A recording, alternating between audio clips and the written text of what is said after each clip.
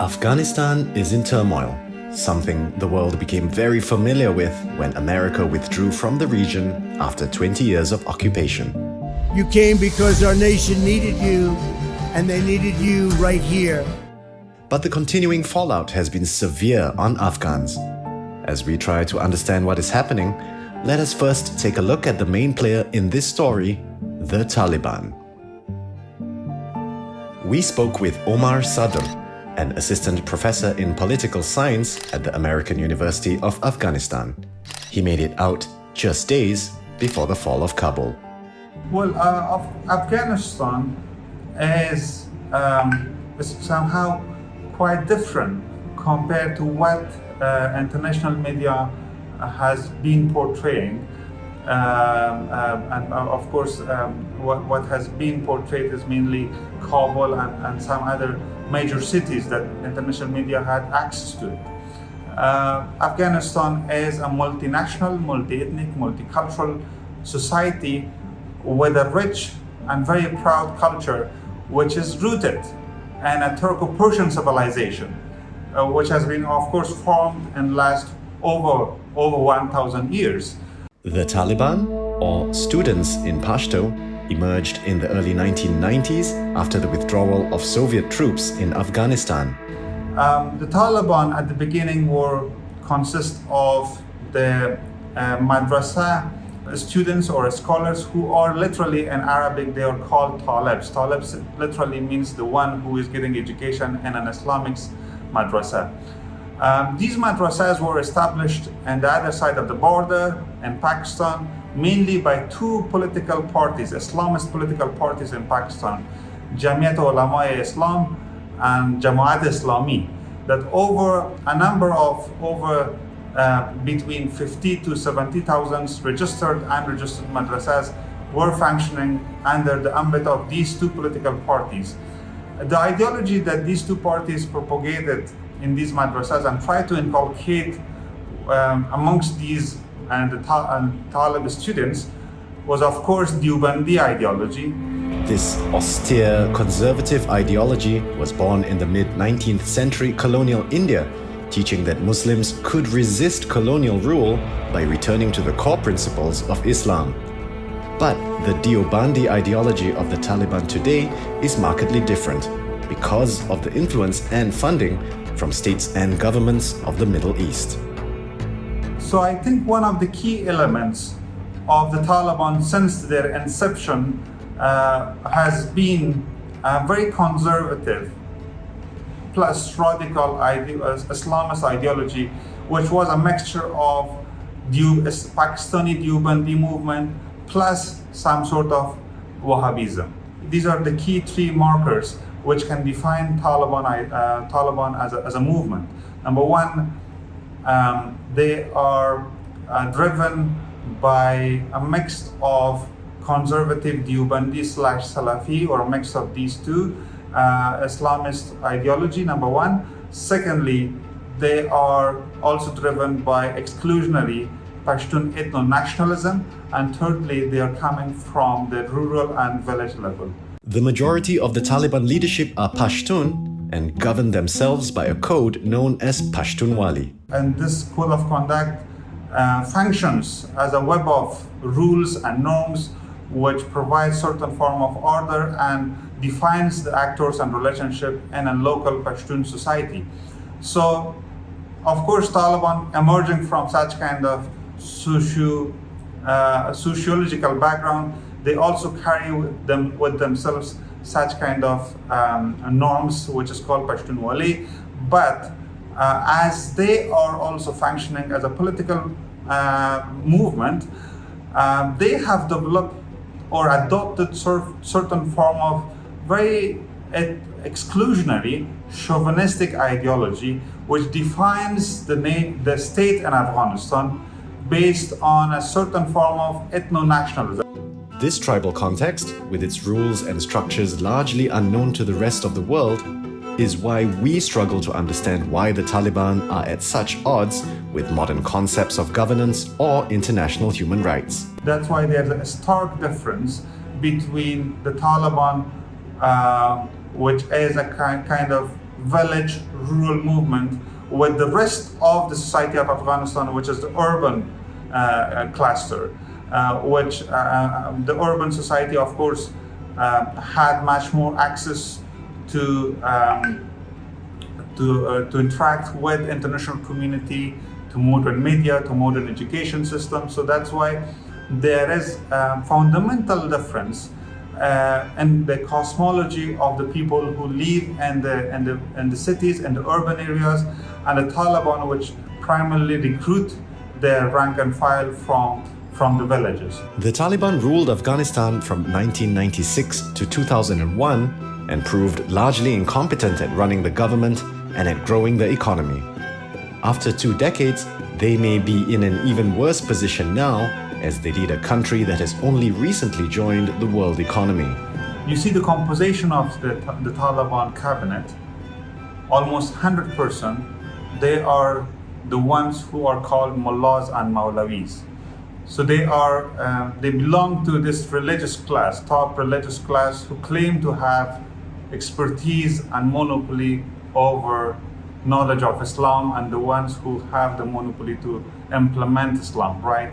Taliban's notion of governance is unfortunately quite outdated, and they have adopted early Islamic history as a model of governance. They assume that it's time of Prophet Muhammad, and the way they should rule is based on the certain practices and teachings which belongs to early generation of Muslims. So that's why they don't understand how complex is the modern societies, and how the nature of state and governance is quite different from the early Islamic generation of, for example, 1400 years ago. So Taliban still continue to practice the same. The Taliban have been especially brutal against the Shia, who make up the second largest branch of Islam. The Taliban have even set the identity of Afghanistan as Sunni and Pashtun, even replacing street signs with Pashto, even though it is only spoken by 40% of the population. So that's why systematically they have tried to marginalize, subjugate, persecute the Shias, the Shia community in Afghanistan. And for example, that includes mass killing, that includes forced and displacement, confiscation of their land, banning of religious practices, and persecution.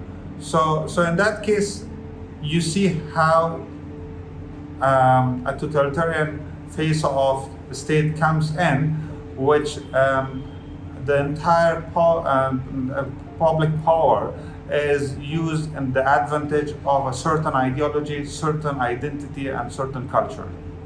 The potential for violence is not restricted to Afghanistan.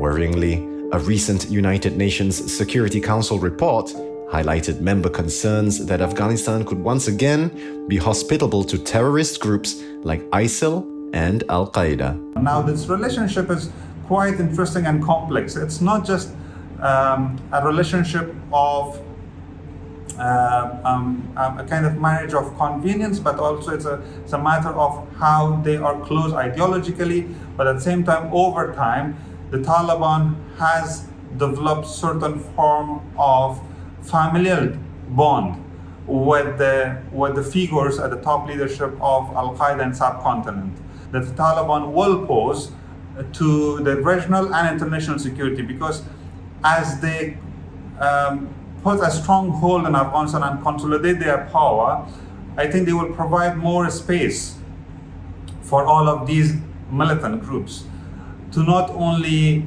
provide to find certain form of safe haven, but also certain other facilities for them to operate in Afghanistan and probably from there in threaten global security.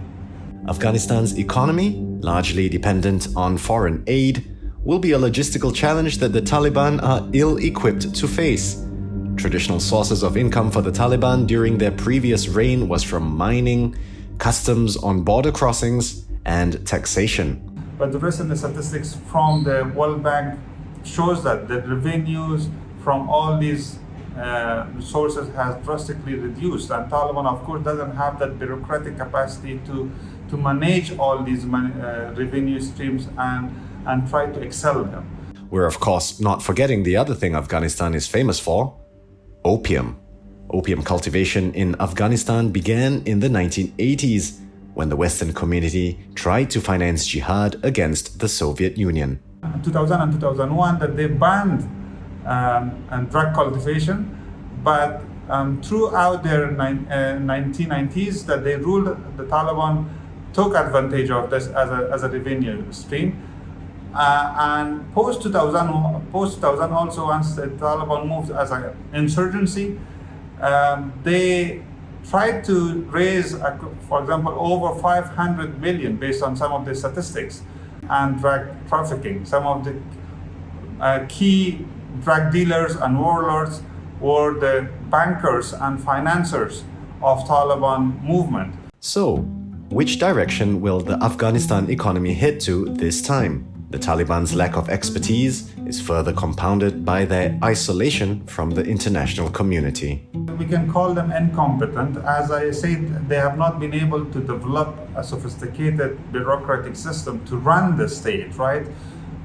So I think, first of all, of course, they will, once they control Kabul, of course, they need to transform themselves from an insurgency, from a militant group, towards a political movement who has the responsibility, for example, who claims the responsibility to govern a country.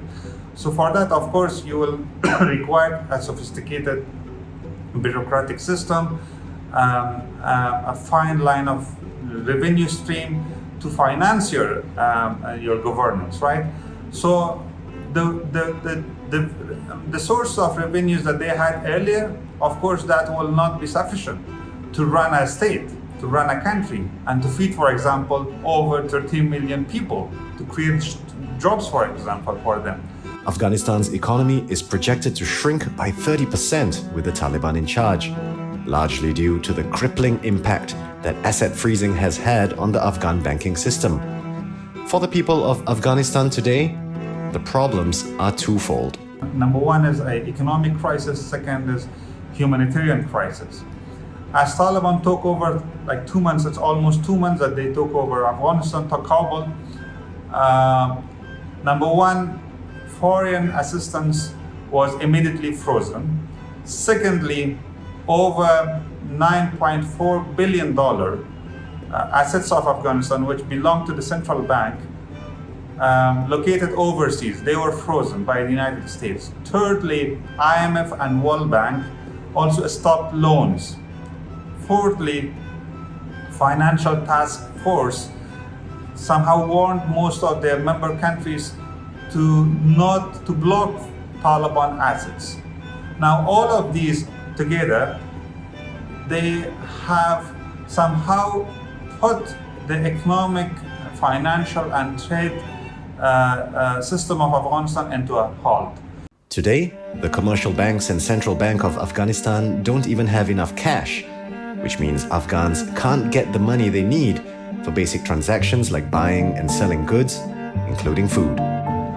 I think this economic crisis, as some of the reports by United Nations has indicated clearly, led to a humanitarian crisis where people are moving very swiftly and drastically below poverty line as they cannot earn around $2 per day. So the poor and those who doesn't have access to, for example, to jobs and employment, they will suffer the most under the Taliban rule.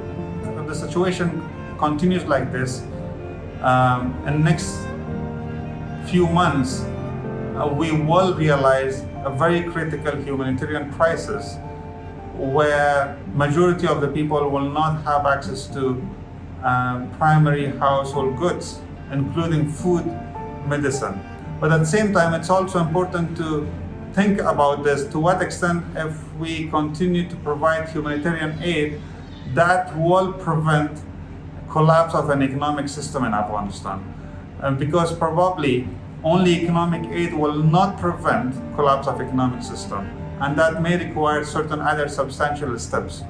But if economic system of Afghanistan collapse totally, that will push Afghanistan to a total humanitarian disaster. Perhaps one of the scariest things about having the Taliban in charge is that they're not using this opportunity to raid the country's coffers, at least not in the way kleptocratic dictators do, but that they are driven by an ideology that simply doesn't put the basic needs of Afghans first, which will destroy the economy and the hopes and dreams of Afghans. So that's why Taliban are incompetent. I think they don't have, it's very obvious that they don't have any economic policy. They don't know how to run economic aspect of governance. How, for example, it's important for Afghanistan to be connected to global market and global economic system.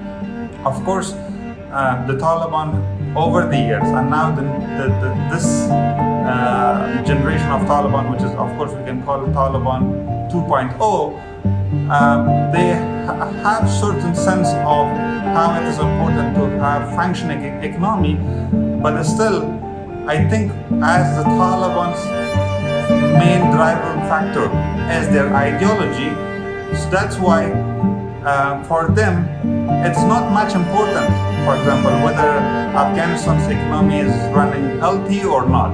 As far as they establish their own Islamic model of governance, that's it for them. They think that they will somehow manage the rest of the things, whether it's in the best mood or not. So that's why I think they are quite incompetent, and one of the key factors driving their behavior and policies and shape their policies is ideology, rather than rational choice decision making, which should be defined based on economic efficiency and economic growth.